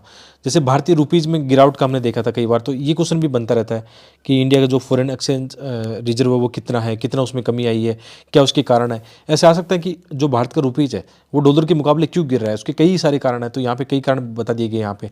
ठीक है, ये आप थोड़ा सा देख लेना वैल्यूडेशन में। ये जो मेरे हैंड रिटन नोट्स है वो भी मैंने कुछ लगाए हैं कि ऐसे क्वेश्चन जरूर बन सकते हैं एग्जाम में, क्या क्या रीजन उसका बन सकता है, क्योंकि इस साल बहुत बड़ा मतलब इसमें बदलाव देखा गया था, बहुत ज़्यादा भारतीय जो रुपये है उसमें गिरावट देखी गई थी। तो इससे फायदा भी है, नुकसान भी है, इस बात का ध्यान रखना। केवल सिक्के का एक पहलू नहीं, उसके कई फायदे भी है। तो ऐसा क्वेश्चन आ सकता है कि यदि भारतीय जो मुद्रा उसमें गिरावट होती है तो फायदा क्या होता है, लाभ क्या है उसके, तो वो भी देखना, उसके मतलब क्या क्या पॉइंट हो सकते हैं। और इसमें यह भी कि उसका क्या समाधान निकाल सकते हैं हम, उस बात को भी ध्यान रखना। ठीक है, आगे बढ़ते हैं। तो यहाँ पे जैसे काफ़ी मैंने बता दिया है कि जो भारत का फॉरेक्स रिजर्व है इस साल काफ़ी उसमें भी गिरावट देखने को मिली थी, उसके भी क्या क्या कारण है, पहले कितना था, डाटा वगैरह आपको पता होना चाहिए। ठीक है, इससे क्या क्या नुकसान हो सकता है, क्या क्या फ़ायदा होता है। क्वेश्चन इस तरीका बनेगा, इस बार पक्का बनेगा। तो उसको थोड़ा सा आप इस जो हैंड आउट आपको मिलने वाला है इसको आप ज़रूर एक बार देख लेना। ठीक है, काफ़ी ज़्यादा यहाँ पे लिख दिया है जो चीज़ें हमें चाहिए। वही बात दोबारा से फिर आरबीआई की कितनी घटाया कितना बढ़ाया वो हम बेसिक ऊपर पढ़ चुके हैं। ठीक है, यहाँ पे फिर से वो जो है जैसे यहाँ पे जो अकोमोडेटिव जो पॉलिसी है उसमें क्या होता है, रेपो रेट को क्या करेंगे, न्यूट्रल उसमें क्या होता है, या कैलिब्रेटेड में क्या होता है, ये बार बार चर्चा में रही है। मैं कह रहा हूँ अपने नोट्स में इनको मैंने कितनी बार शामिल किया है। द हिंदू की वीडियो में आपको बताया कि क्या इंपॉर्टेंट है, क्या इसमें समस्या आ सकती है, क्या आप चीज़ों को समझ सकते हो। ठीक है, जो द हिंदू को मैं आपको मंथली देता हूँ वो पीडीएफ ऐसे ही बनती है, मतलब अच्छे क्वालिटी वाले नोट्स बनते हैं। तो यदि आप में से कोई पढ़ना चाहता है मंथली तो आप अपनी वेबसाइट पर जाके भी द हिंदू की जो जितनी भी मंथली है पीडीएफ है, 20-30 रुपये की फाइल होती है, वो आप देख सकते हो। ठीक है, आगे बढ़ते हैं। कई सारे क्वेश्चन ये हमेशा बनते हैं कि जो इन्फ्लेशन इंडेक्स बॉन्ड है, मुद्रास्फीति के साथ में किस प्रकार हम कंट्रोल करने के लिए सरकार क्या क्या टूल अपनाती है, उनको लेकर क्वेश्चन आ सकते हैं। लगातार वही आते हैं। करंट अफेयर की भी चीज़ें चर्चा में रहती है कि जैसे जो वाणिज्य आजकल काफ़ी ज़्यादा ई कॉमर्स आप जानते हो काफ़ी चल रहा है, तो इनके भी क्वेश्चन लगातार आते रहते हैं। ये थोड़ा सा आपको देखना चाहिए कि करंट अफेयर में भी क्या चल रहा है। इसके अलावा जैसे ये बेसिक इकोनॉमी का था, रियल सेक्टर जो है अर्थव्यवस्था का, बेसिक इकोनॉमी भी क्वेश्चन आ जाते हैं, एनसीईआरटी से आ जाते हैं कई बार। ठीक है, जो करंट अफेयर की इकोनॉमी के कई बार वो आ जाते हैं। तो आगे बढ़ते हैं, कुछ कुछ देखते हैं इंपॉर्टेंट चीज़ें और क्या हो सकती है आपके लिए, थीम एनालिसिस में हम देख रहे हैं। ठीक है, ये भी बेसिक इकोनॉमी का है। ठीक है, ये जिस हिसाब से इस क्वेश्चन में घरेलू बचत और डिमांड सप्लाई बचत से सेविंग इनके लेकर क्वेश्चन आते रहते हैं कई बार। थोड़ा से हालांकि इतना थोड़ा सा आपको नहीं पढ़ा होता तो मुश्किल होता है इकोनॉमी वाले क्वेश्चनों में, लेकिन कई बार बेसिक इकोनॉमी आपकी कॉमन सेंस से भी आप कर सकते हो, जो आपके आसपास चलता रहता है उनको देख के भी कर सकते हो। कि जैसे यूएस फेडरल रिजर्व की जो सख्त मुद्रा नीति है पूंजी पलायन की ओर ले जाती है, तो ये तो क्या होता है कि बेसिक है। जैसे हम नॉर्मली समझते हैं कि यदि यूएस फेड वहाँ का आप जानते हो कि यदि डॉलर मजबूत है भारत के मुकाबले, यदि उनकी बैंक रेट वगैरह अच्छी है हमसे, तो क्या करते हैं ज़्यादातर जो हमारे शेयर मार्केट में निवेश करते हैं जो बाहरी कंपनियां होती है वो यहाँ से बाहर चले जाती हैं। ये बेसिक इकोनॉमी है, ये तो हम जानते ही हैं। तो इसको आप आराम से इसको कर सकते हो। ठीक है, और ये भी सही बात है कि जैसे पूंजी प्लान यदि यहाँ से होता है तो कई सारी जो ब्याज लागतें वो बढ़ सकती है। तो ये बेसिक मतलब इकोनॉमी का आप इनको देख सकते हो। और इनको आप थोड़ा सा करते समय जरूरी नहीं कि आपकी बहुत सारी चीज़ें पढ़ी हो, याद रखना क्वेश्चन एक बार अटैम्प्ट लेने का प्रयास जरूर करना, उससे भी आप क्वेश्चन अटैम्प्ट ले सकते हो, सीख सकते हो इन चीज़ों को लेकर। क्रेडिट रेटिंग को लेकर न्यूज़पेपर में बहुत सारी चीज़ें रहती है, कौन इनका मतलब वो करता है, निगरानी करता है। ये कई बार आपने यदि देखा होगा कि ये जो जितनी भी एजेंसी है, जैसे इंडिया के हम क्रेडिट ये देखें, क्रेडिट रेटिंग एजेंसीज है, तो इसमें ये लिखता है कि भारतीय रिजर्व बैंक द्वारा इनको विनियमित किया जाता है, जबकि ये काम किसका, सेबी का है। तो इसको आप केवल एक को एलिमिनेट करते तो भी आपका काम बन सकता था। ठीक है, इसमें आंसर देखो बी आंसर निकल के आया। तो ऐसे कई बार इजी वाले क्वेश्चन को अटेम्प्ट जरूर लेना चाहिए, पढ़ना है एक बार, पढ़ना जरूर, कुछ ना कुछ उसमें लॉजिक छुपा रहता है। और वैसे आप यदि थोड़ा बहुत भी पढ़ के जाते हो तो चीज़ें याद आने लगती है आपको जब अटेम्प्ट लेते हो। ये क्वेश्चन देखना, बैंक बोर्ड ब्यूरो है, कितनी बार आया है पता है, दोबारा रिपीट हुआ, 2019 में आया, फिर से 2022 में रिपीट हो गया, एज इट इज़ रिपीट हो गया। तो देखो यार, ये ऐसे क्वेश्चन आप गलत करोगे मतलब तो मुश्किल हो जाएगा ना काम, क्योंकि ये तो प्रीवियस ईयर के क्वेश्चन में था, 2019 में था। और जो हमने प्रीवियस ईयर का पेपर बनाया है उसमें ये बातें लिखी कि कब कौन सा क्वेश्चन कहाँ रिपीट हुआ है, तो उससे आपका और थोड़ा कॉन्फिडेंस बढ़ता है कि मुझे प्रीवियस ईयर के क्वेश्चन को थोड़ा ध्यान से देखना चाहिए। तो इस बार इसमें चेंज हुआ है, पता है आपको, जो बैंक बोर्ड ब्यूरो इसमें काफ़ी चेंज हुआ है। वो चेंज कहाँ पे, अभी देख लेते हैं। तो इसकी जगह क्या है, ये वित्तीय सेवा संस्थान bureau, financial services institution bureau, इसके लेकर आए हैं। किसकी जगह, इसकी जगह, ठीक है। मंत्रिमंडल की नियुक्ति समिति ने बैंक बोर्ड ब्यूरो के स्थान पर वित्तीय सेवा संस्थान ब्यूरो की स्थापना के लिए एक सरकारी प्रस्ताव को मंजूरी दी है, ठीक है। और इसका क्या काम होगा, उसमें बहुत सारी डिटेल यहाँ पे दी गई है, ठीक है। वित्तीय सेवा संस्थान जो ब्यूरो है, इसका वही बात है ना कि जैसे सार्वजनिक बैंक है या बहुत सारी जो वित्तीय संस्थान है, उसमें जो पूर्णकालिक जो निदेशक होते हैं या गैर कार्यकारी अध्यक्ष होते हैं, उनकी नियुक्ति की सिफारिश करना, बहुत सारे इनके काम है। बैंक बोर्ड ब्यूरो का भी काफ़ी काम था इसमें, और इनके क्या क्या काम है वो सब डिटेल आप पढ़ लेना इसको। इसमें बदलाव आया तो ये देखना चाहिए हमें।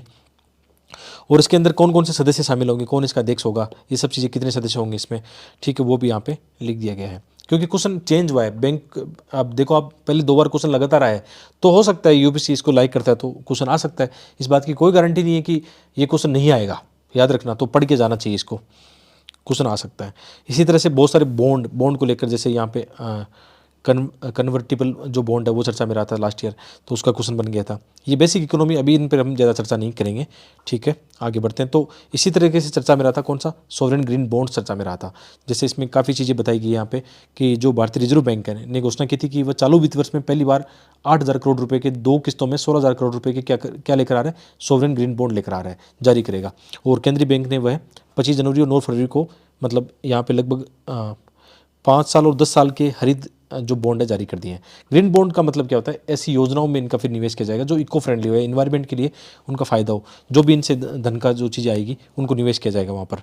तो इनमें लिखा भी है कि ग्रीन बॉन्ड क्या होता है। ग्रीन बॉन्ड विभिन्न कंपनियों, देशों में बहुपक्षीय संगठनों द्वारा विशेष रूप से सकारात्मक पर्यावरणीय व जलवायु लाभ वाली परियोजनाओं को वित्त पोषण करने हेतु जारी किए जाते हैं और निवेशकों को निश्चित आय भुगतान प्रदान करते हैं।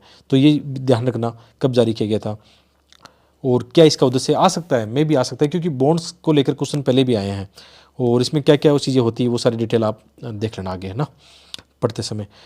जैसे बहुत ही सिंपल क्वेश्चन आप ये देखना, 2022 का ही पेपर है कि निम्नलिखित में कौन मुद्रास्फीति को नियंत्रण, मुद्रास्फीति का जो नियंत्रण की बातें हम ऊपर पढ़ के हैं, ये बहुत ही लॉलीपॉप कह सकते हो कि सिंपल वाला क्वेश्चन है, जिनको आसानी से आप देख सकते हो। आगे बढ़ते हैं। कई सारे इसमें बहुत सारी ये बेसिक इकोनॉमी के हैं, नॉन फंजिबल टोकन्स, कई सारी चीज़ें में चर्चा में रहता है इसमें। तो जो हम बात करते अभी, जो आरबीआई की ई रूपी की बात करें तो ऐसा क्वेश्चन बन सकता है इसमें, ठीक है। और जैसे ये आरबीआई का फिर से क्वेश्चन है, थीम एनालिसिस में आपको पता लग रहा है ना कि रिजर्व बैंक और जो मौद्रिक नीति चीज़ें हैं कैसे, उनमें लगातार 4-5 क्वेश्चन बन जाते हैं उसको लेकर। तो वेरी वेरी मोस्ट में कि ये थीम के अंदर आप कुछ पढ़ो नहीं पढ़ो, एटलीस्ट आप ये तो पढ़ के जाओ, आरबीआई और उसकी जितनी भी बैंक रेट है, कैसे इन्फ्लेशन से लड़ना होता है, कैसे जो भी मंदी होती है उससे लड़ने के लिए क्या क्या उपाय हैं, वो चीज़ें तो आप करके जाना ही पड़ेगा आपको, और इन चीज़ों से आप बच नहीं सकते। इसी तरीके से कुछ बेसिक जो इकोनॉमी है उनके क्वेश्चन भी यहाँ पे आप देख सकते हो। जैसे यहाँ पे नियोजित अनियमित मजदूरों को लेकर इसमें कुछ चीज़ें चर्चा में रही है, तो करंट इकोनॉमी के भी क्वेश्चन है। अब देखो ये क्वेश्चन कितना सा है कि आर्थिक मंदी के समय निम्नलिखित में से कौन सा कदम उठाए जाने की सर्वाधिक संभावना है। आर्थिक मंदी है ना, तो आरबीआई को पैसा किस तरफ भेजना चाहिए, मार्केट की तरफ, जनता की तरफ, डॉलर या रुपीज़ जो भी है, रुपीज़ को खेलो आप, ठीक है, जनता की तरफ जाना चाहिए। तो बैंक रेट को हमें क्या करना है, कम करना है। तो यहाँ पर देख लो कौन से में कम कर रहा है, बढ़ाना नहीं है, बैंक ब्याज दर को बढ़ाना नहीं है मंदी से लड़ने के लिए। बहुत ही सिंपल कॉन्सेप्ट है, इनको आप बेसिक अंडरस्टैंडिंग करते करते आराम से कर सकते हो कि आर्थिक मंदी के समय कौन सा कदम उठाए जाने की सर्वाधिक संभावना है। तो कर की दरों में कटौती के साथ ब्याज दरों में वृद्धि। अब देखो ब्याज दरों में वृद्धि करेंगे तो मुद्रास्फीति से लड़ना नहीं है हमें। सार्वजनिक परियोजनाओं में व्यय में वृद्धि, तो ये तो थोड़ा सा है कि व्यय में वृद्धि कर सकते हैं। करों की दरों में वृद्धि के साथ ब्याज दर में कमी, ये गड़बड़ हो गया फिर से। तो वही बच गया ना कि सार्वजनिक परियोजनाओं पर व्यय में वृद्धि करना। अब जब पैसा कहाँ आएगा, मतलब वही बात है ना, बाजार में आएगा, जनता के हाथ के आसपास आएगा, जो भी खर्च होगा, तो उससे क्या होगा, व्यय में वृद्धि होती है तो फिर तरलता बढ़ेगी। तो देखो इसको कर सकते हैं ना, बहुत ही सिंपल है, आप इसको बेसिक वे में कर सकते हो। क्योंकि देखो आप ये जानते हो कि जो मौद्रिक नीति है या राजकोषीय नीति है, केवल आरबीआई इसमें ये नहीं कर सकता कि मुद्रास्फीति से लड़ने का काम केवल आरबीआई के। आरबीआई नीति वगैरह एनालिसिस करता है, पॉलिसी लेकर आता है, लेकिन कहीं ना कहीं सरकार की भी जिम्मेदारी बनती है। राजकोषीय चीज़ें साथ में चलेगी तो उन चीज़ों को कंट्रोल करना आसान हो जाएगा। तो दोनों चीज़ें हमेशा साथ चलती रहती है, तो इसको भी आप ऐसे कर सकते हो। आगे बढ़ते हैं। ठीक है, ये बेसिक डिमांड सप्लाई का है, इसको भी आप थोड़ा सा देखोगे तो आराम से कर लोगे। आगे बढ़ते हैं। शहरी सहकारी बैंक, इनको इस साल भी काफ़ी चर्चा में रहा था। शहरी सहकारी बैंकों को लेकर कई सारी चीज़ें आई थी, तो इसमें क्या क्या प्रोविज़न है बैंकों का, वही लगातार क्वेश्चन है। कितनी बार क्वेश्चन आए, नाबार्ड का क्वेश्चन आ गया है, जो ग्रामीण जो सहकारी बैंक है उनको लेकर कई सारे क्वेश्चन आ गए इसमें। इसी तरह भारतीय सरकारी बॉन्ड, उसको लेकर भी ठीक है क्वेश्चन आ सकते हैं, दोबारा भी बन सकते हैं ऐसे क्वेश्चन। और इसमें भी आप देख सकते हो कि विदेशी प्रत्यक्ष निवेश में कौन सा इसमें सम्मिलित किया जाएगा। ये बेसिक जो भुगतान संतुलन को लेकर हम पढ़ रहे थे उसका एक सिंपल कॉन्सेप्ट है, ये देख सकते हो। एफडीआई को लेकर किस किस सेक्टर में कहाँ पे एफडीआई आ रहा है, तो उसको आप देख सकते हो यहाँ पे। ठीक है, ये एफडीआई को लेकर थोड़ा सा नया चीज़ इसमें मैंने ऐड कर दी है कि किस किस सेक्टर में भारत में एफडीआई आ रहा है, कहाँ पे आ रहा है। ठीक है, वो आप देख लेना, थोड़ा सा बेसिक पढ़ लेना यहाँ पे। ये यहाँ पे ये भी साथ में डाल दिया है कि जैसे जो अंकटाड की रिपोर्ट है, वर्ल्ड इन्वेस्टमेंट 2022। ठीक है, कई बार ऐसे ये आ जाता है, ये जो हम देख रहे हैं कि अंकटाड की वर्ल्ड इन्वेस्टमेंट रिपोर्ट है, उसमें दिया भी है कि टॉप जो एफडीआई की हम बात करते हैं जो भारत में आ रहा है। ठीक है, तो जैसे सिंगापुर का हो गया, यहाँ ये अलग अलग डाटा थोड़ा से याद रखना, कभी बदलते हैं, लेकिन बेसिक आपको थोड़ा पता होगा ना, तो इनको आप कर सकते हो। किस राज्य में कहाँ पे ज़्यादा जा रहा है, ठीक है, किस सेक्टर में है, सर्विस सेक्टर में आप देख रहे हो उसको। ठीक है, सर्विस सेक्टर में ज़्यादा आता है, विनिर्माण का क्या चल रहा है उसमें देख लेना आप। ठीक है, यहाँ पे लिखा भी एफडीआई पर अभी भी सेवा क्षेत्र के पक्ष में जो इसका है सर्वाधिक है। ठीक है, इंपॉर्टेंट है ये चीज़ें। और किस किस सेक्टर में, जैसे इसमें आप देख लेना, टॉप सेक्टर की बात करें तो कंप्यूटर सॉफ्टवेयर हार्डवेयर इसमें ज़्यादा है अभी भी, सर्विस सेक्टर में इतना है, ऑटोमोबाइल इंडस्ट्री में है, कंस्ट्रक्शन में इनमें कम रहता है, विनिर्माण में कम रहता है, सर्विस सेक्टर में ज़्यादा रहता है। तो इनके क्वेश्चन भी आ सकते हैं। ठीक है, वही बात सिर्फ फिर से वो मुद्रा के अवमूल्यन का प्रभाव। अच्छा, इस साल अभी हमने बात की थी, ऊपर देखा था भारत के रुपए में गिरावट के कितने क्वेश्चन आ गए थे। ठीक है, तो मुद्रा का अवमूल्यन जो अवमूल्यन होता है तो उसका क्या क्या इम्पेक्ट हो सकता है। ठीक है, तो ऐसे क्वेश्चन इस साल आ सकते हैं पक्का। ये वेरी मोस्ट टॉपिक में है कि इस साल हमने देखा था कि डॉलर के मुकाबले भारतीय रुपए में कितनी गिरावट आई है। तो ये देखना कि एक तो चलो अवमूल्यन तो होता है कि किसी मुद्रा को में जब हम उसका मूल्य गिराते हैं, कई बार कई देश जानबूझ के भी करते हैं ऐसा, ताकि उनकी निर्यात बढ़ जाए। ठीक है, कई सारी चीज़ों को करने के लिए ऐसा करते हैं, तो ये देख सकते हो आप। और इसी की तरह ये भी काफ़ी चीज़ें हैं, नॉर्मल चीज़ें हैं कि जो करंट अफेयर की चीज़ें हैं वो आप देख लेना। फिर से देखो, इसमें सर्वाधिक मुद्रास्फीति कारक हो सकता है, मतलब इन्फ्लेशन कैसे ज़्यादा हो सकता है, यदि जनता के हाथ में ज़्यादा पैसे आएंगे। देखो हमने देखा था ना, कीमतें कैसे बढ़ सकती है, इन्फ्लेशन कैसे हो सकता है, तो जनता के पास बहुत पैसा है खर्च करने के लिए। तो इनमें से कौन सा काम नहीं करना है कि ये और ज़्यादा बढ़ा दे उसको, किसको, इन्फ्लेशन को बढ़ा दे। तो इसमें देखना ये होगा, बजट घाटे के वितरण के लिए नई मुद्रा का सृजन। ठीक है, नई मुद्रा का सृजन, ये इकोनॉमी में ये क्वेश्चन कितनी बार रिपीट है, शायद 2 या 3 बार ये क्वेश्चन आ चुका है, इसी पैटर्न पे आ चुका है, तो बार बार वही रिविजन होता है, इनको आप देख लेना। आगे बढ़ते हैं। ये क्वेश्चन भी ये जो था, जो मुद्रा गुणक वाला है, ठीक है, मनी मल्टीप्लायर, ये भी रिपीट था, प्रीवियस ईयर के क्वेश्चनों से आया हुआ था, तो ये देखना चाहिए। और ये मांग प्रेरित मुद्रास्फीति, बेसिक जो है इकोनॉमी, यदि आप इनको पढ़ के आ रहे हो, बार बार वही क्वेश्चन आ रहे हैं इन्फ्लेशन को लेकर, मंदी को लेकर। ठीक है, आगे बढ़ते हैं। ये थोड़े से उनके होते हैं जो डीमेट अकाउंट वगैरह शेयर मार्केट वगैरह में, उनसे भी आपने देखा होगा कई बार। ठीक है, उनका क्वेश्चन भी आते हैं, 1-2 क्वेश्चन ऐसे आते हैं। ठीक है, यदि आप बेसिक नहीं पढ़ के जाते हो सही से तो इनको करना थोड़ा सा मुश्किल हो जाता है। आगे देखते हैं, कई सारी चीज़ें मैंने नई वाली भी ऐड कर दी है। ठीक है, बेसिक थीम एनालिसिस हम साथ में देख रहे हैं, आपको पता लग रहा होगा। जैसे ये IMF और वर्ल्ड बैंक को लेकर भी यूपीएससी काफ़ी लाइक करते हैं इन चीज़ों को। तो थीम एनालिसिस में याद रखना, जो ऊपर से हम देखते आ रहे हैं, RBI बैंक रेट वगैरह और मुद्रास्फीति, इनको लेकर चीज़ें जो है चर्चा में, भुगतान संतुलन की चीज़ें चर्चा में है, जो डिमांड सप्लाई की वाली चीज़ें हैं, और वर्ल्ड बैंक IMF है, इनके क्या इनिशिएटिव है। जैसे ये जो है रिजर्व ट्रांस, ये किसके द्वारा किया जाता है आपको पता होगा, IMF के द्वारा उनके सदस्य को जो भी ऋण दिया जाता है, ठीक है, उसको हम बोलते हैं ऐसा। और इस साल भी IMF का चर्चा में रहा था, क्योंकि श्रीलंका, पाकिस्तान, इनको काफ़ी बेल आउट पैकेज जारी किए थे। तो यहाँ पे काफ़ी डिटेल मैंने दे दी है, और कैसे इनको बेल आउट जो पैकेज है वो दिया जाता है, उसमें क्या क्या चीज़ें शामिल होती है, वो सारी चीज़ें इसमें ऐड कर दी है। थोड़ा सा आप पढ़ोगे, थोड़ा सा ये PDF तो आपका काम बन जाएगा। और PDF इतनी बड़ी भी नहीं है, 1 घंटे के अंदर इसको PDF को आप निपटा सकते हो। और डायरेक्ट यदि इनडायरेक्ट क्वेश्चन आते हैं तो अच्छी बात है हमारे लिए, बहुत ही कम समय में ऐसा कर सकते हैं। ठीक है, और इसमें कौन कौन सी उनकी मुद्रा में होता है, SDR में, SDR की जो IMF की टोकरी है, उनमें कौन कौन सी जो 5 मुद्राएं हैं इनको लेकर क्वेश्चन आ चुके हैं, पहले 2-3 क्वेश्चन आ चुके हैं इनको लेकर। 2016 में एक क्वेश्चन आया था, ठीक है। तो इस बात को ध्यान रखना, कब इसकी स्थापना हुई थी, कहाँ, मतलब इसका मुख्यालय, जो भी कोई चीज़ आ सकती है इसके जुड़ी हुई, ध्यान रखना। और ये 2016 में भी इसका क्वेश्चन आया था, आईएमएफ की एसडीआर बास्केट में की कौन कौन सी है। तो इस साल तो आईएमएफ का बेल आउट पैकेज कितना चर्चा में रहा है, तो इससे जुड़े हुए क्वेश्चन आ सकते हैं आगे पीछे, ठीक है। आगे बढ़ते हैं। वही बात, ये इसमें भी वही सिंपल तरीका है, बैलेंस ऑफ पेमेंट से जुड़ा हुआ कह सकते हो आप इस टॉपिक को, ठीक है। आगे बढ़ते हैं।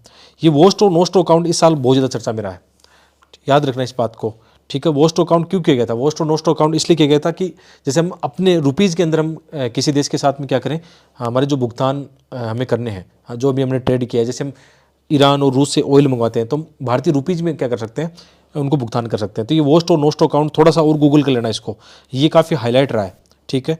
वैसे यहाँ पे मैंने काफ़ी डिटेल दे दी आपको पढ़ने के लिए, ये ज़रूर देखना आपको। आगे बढ़ते हैं, क्योंकि अभी एक एक लाइन हम नहीं पढ़ सकते, अभी टाइम भी नहीं इतना, और मैं नहीं चाहता कि आपको मैं टाइम भी ख़राब करूँ इसमें। जितना हो सकता है कि हम देख लें कि क्या क्या चीज़ें रहती है। ये टॉपिक ज़रूर देख लेना, रुपए की जो कन्वर्टिबिलिटी वाला है मामला है, ये कई बार, क्योंकि इस साल भी है ना काफ़ी रुपीज़ में डॉलर के मुकाबले वो रहा है ना अपना, कितना अंतर है, तो उसको लेकर कई बार आता है ऐसे क्वेश्चन, ठीक है। बैलेंस ऑफ भुगतान संतुलन हम ये ऊपर देख चुके हैं, दोबारा से आ गया, इसको देख लेना आप, ठीक है। ये बेसिक, बिल्कुल बेसिक इकोनॉमी का है, इससे क्या होगा। प्रत्यक्ष विदेशी निवेश भुगतान संतुलन से जुड़ा हुआ फिर से वही टॉपिक है, ठीक है। अंतर्राष्ट्रीय व्यापार, ऐसे क्वेश्चन भी आ जाते हैं कई बार कि अंतर्राष्ट्रीय व्यापार में जैसे इसमें देखना, भारत की माल का निर्यात आयात से कम है, इस्पात, रसायन, ये देखो डाटा इंपॉर्टेंट है। हालांकि क्वेश्चन का कुछ बनाने में इसमें गलती होगी तो इसको यूपीएससी ने डिलीट कर दिया था, लेकिन 2020-21 के आसपास का एक क्वेश्चन है, तो ध्यान रखना है कि भारत कौन सी चीज़ों का निर्यात करता है, एक्सपोर्ट करता है, किन किन चीज़ों में आगे है, किन में पीछे है, कहाँ से क्या चीज़ें होती है, तो इनको जरूर देखना चाहिए, व्यापार वाली चीज़ें। तो यहाँ पे देखना, सरकार ने निर्यातकों को आसान मंजूरी देने का संकल्प लिया, और उसमें सरकार की एक स्कीम भी है, एमनेस्टी स्कीम, बहुत इंपॉर्टेंट है, ठीक है। इसको लेकर ही है, निर्यात को लेकर ही ये है। कई बार सिंपल क्वेश्चन आ जाएगा कि एमनेस्टी स्कीम किससे संबंधित है, इसकी डिटेल आप यहाँ पे और देख लेना, ठीक है। और कई बार ये भी पता होना चाहिए कि किस फसल में, गेहूं और चावल में एक्सपोर्ट हम कर रहे हैं, कौन निर्यातक है, टॉप कहाँ पर है।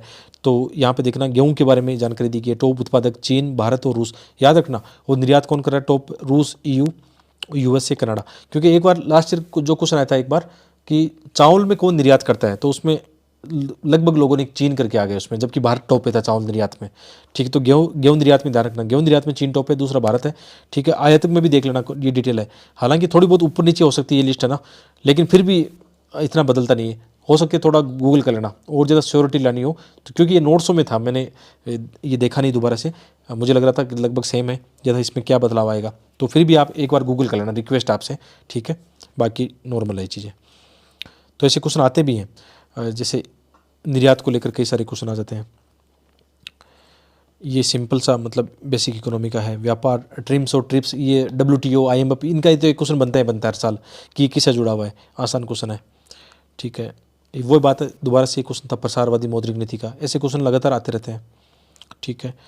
अब वो दोबारा से नहीं समझेंगे, हॉकिस और टाइट मनी पॉलिसी हम ऊपर समझ के आ गए, तो ये वैल्यू एडिशन में आपके लिए है, दोबारा आप देख लेना, ठीक है। और कौन करता है ऐसा, मतलब कौन कौन ये डाटा जारी करता है, इसके भी ध्यान रखना, ठीक है।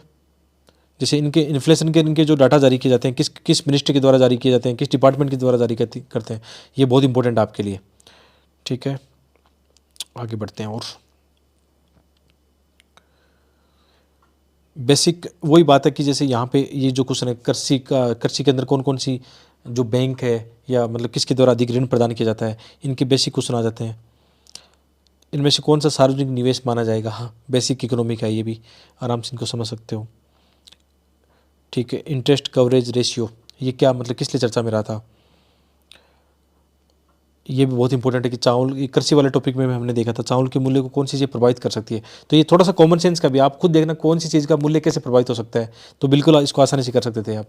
क्योंकि एमएसपी भी तो डिसाइड करता है ना कि किस फसल का कितना कीमत उसको दी जाएगी, उस हिसाब से बाजार मूल्य भी उसका प्रभावित हो सकता है, ठीक है। व्यापार वाले क्वेश्चन आते हैं कि जैसे इसमें पिछले दशक में भारत और श्रीलंका के व्यापार मूल्य में सतत वृद्धि हुई है, ऐसे ये करंट अफेयर में यदि ट्रेड को लेकर चीज़ें चर्चा में रहती है तो उनके क्वेश्चन आ सकते हैं। तो इसी तरीके से मैंने यहाँ पे वैलिडेशन कर दिया है एक्सपोर्ट हब का। यहाँ पे देखना कि भारत में कौन कौन से कहाँ से एक्सपोर्ट किया जाता है, ये मैप बहुत इंपॉर्टेंट है आपके लिए। जैसे आपको देखना हो, यहाँ से जामनगर पेट्रोलियम जो उत्पाद है काफ़ी यहाँ से किए जाते हैं, ठीक है। मुंबई वगैरह यहाँ से जो प्रीशियस स्टोन एंड ज्वेलरी है, जयपुर से भी ये किया जाता है। बहुत सारी चीज़ें यहाँ पे देखना है, थोड़ा मैप को समझोगे तो आप इजीली समझ सकते हो। और कई बार ऐसे डायरेक्ट क्वेश्चन आ जाते हैं एक्सपोर्ट हब को लेकर, ठीक है। किसान क्रेडिट कार्ड योजना, ये भी क्वेश्चन काफ़ी बेसिक है, ठीक है। इसी तरीके से जैसे क्रेडिट की हम बात कर रहे थे, तो अन्य जो चीज़ें में जैसे एक पीएम स्वनिधि जो है, ठीक है, पीएम स्वनिधि स्कीम आ सकती है। किसको लेकर है ये? अल्पसंख्यक समुदाय के विक्रेताओं को लेकर पीएम स्वनिधि के तहत मतलब इसमें ऋण दिए गए हैं।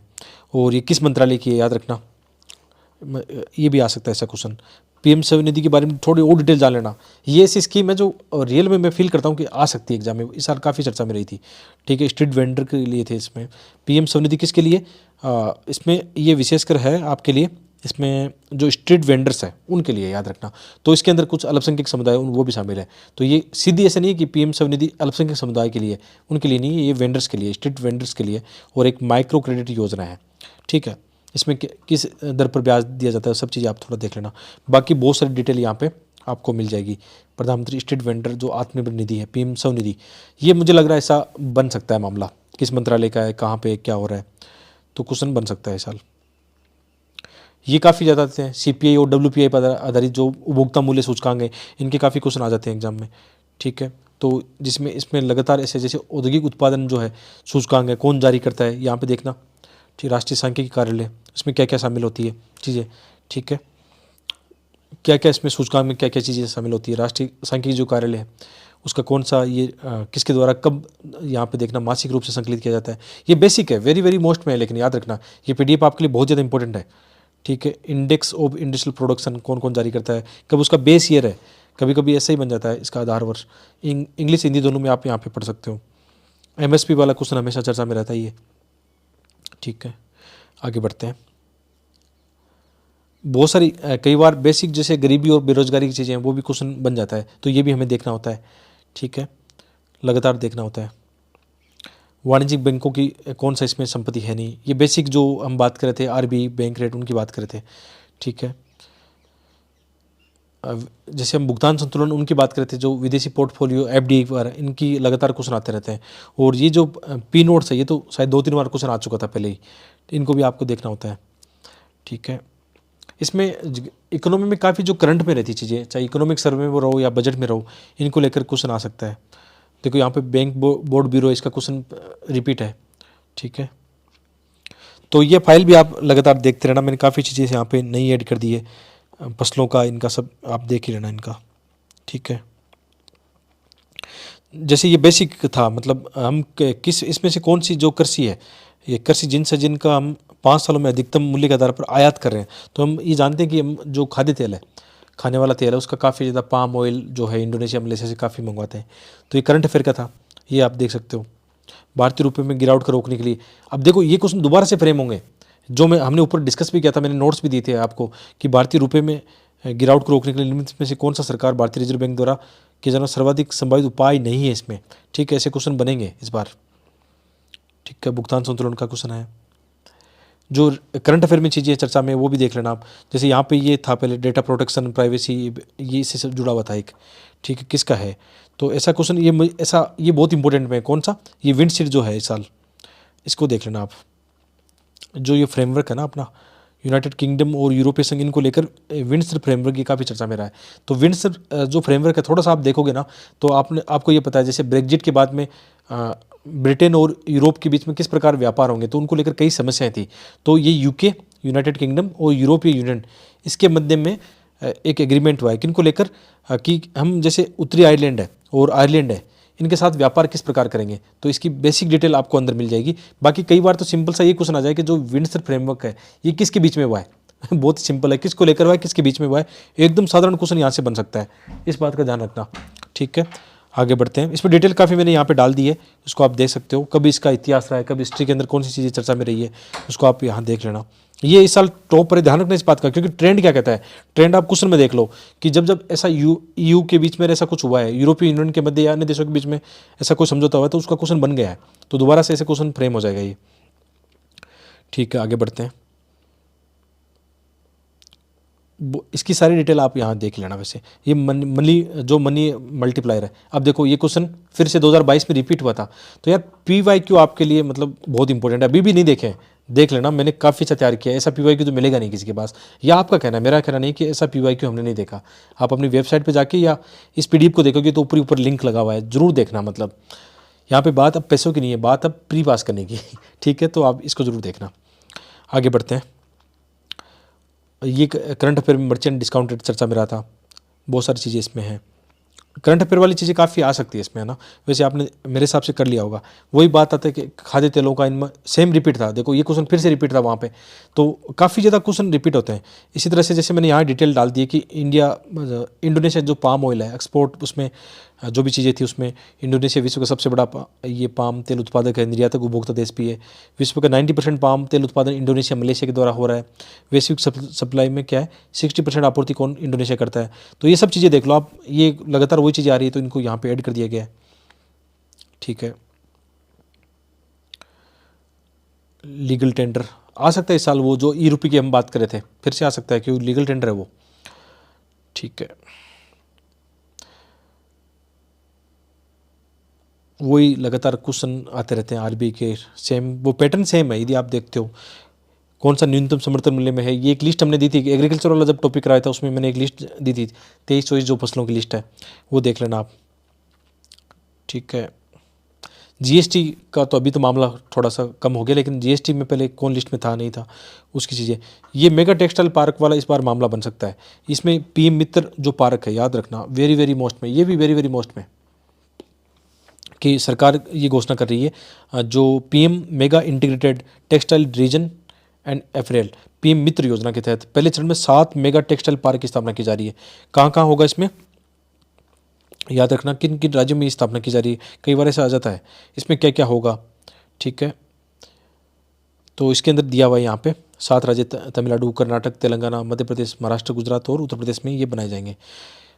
ठीक है, इसमें काफ़ी सुविधा एक जगह पर मिलेगी, तो ऐसा आ सकता है ये स्कीम किससे जुड़ी हुई है, PM मित्र पार्क की स्कीम किससे जुड़ी हुई है, ऐसा क्वेश्चन आ सकता है। कौन से पहले में फेज में राज्य इसमें शामिल है या नहीं है, ऐसे क्वेश्चन भी बन जाएंगे। ये डिटेल भी आप यहाँ पे देख लेना।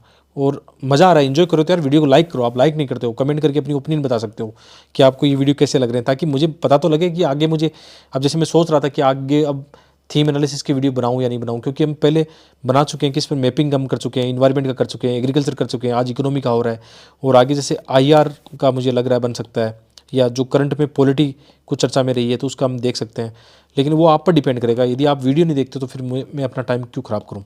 ठीक है, समय बहुत कीमती है दोस्त। तो आप यदि लाइक करोगे, शेयर करोगे, आप अप्रिशिएट करोगे तो मैं बनाऊंगा। ठीक है, वक्त लगता है इनको बनाने में, 2 दिन 3 दिन लग जाते हैं कभी कभी। जैसे इकोनॉमी वाले में मुझे 2-3 दिन लग गए ये PDF फाइल बनाने में। ऐसे ये करंट अफेयर में ये लिथियम वाला भी आ सकता है इस बार। याद रखना, लिथियम रिजर्व भंडार जो मिले हैं काफ़ी इंपॉर्टेंट है हमारे लिए, क्योंकि ये तो आने वाले वक्त में एनर्जी का बेसिक है हमारे लिए।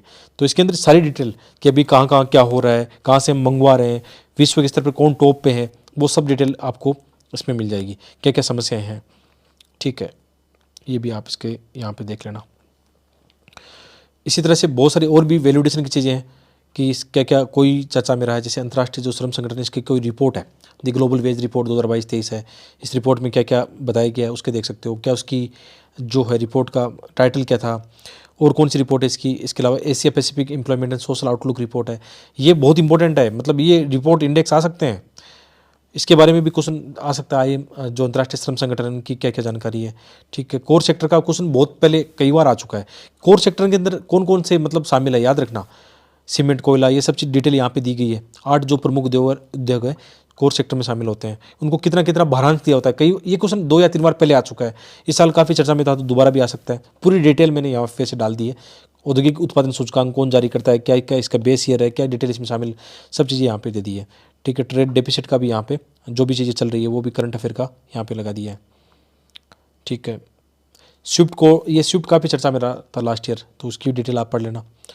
ठीक है, तो जो कई सारी चीज़ें जो इंपॉर्टेंट है वो आप इस PDF के माध्यम से देख लेना। आप देख रहे हो कितना इंपॉर्टेंट है इसका।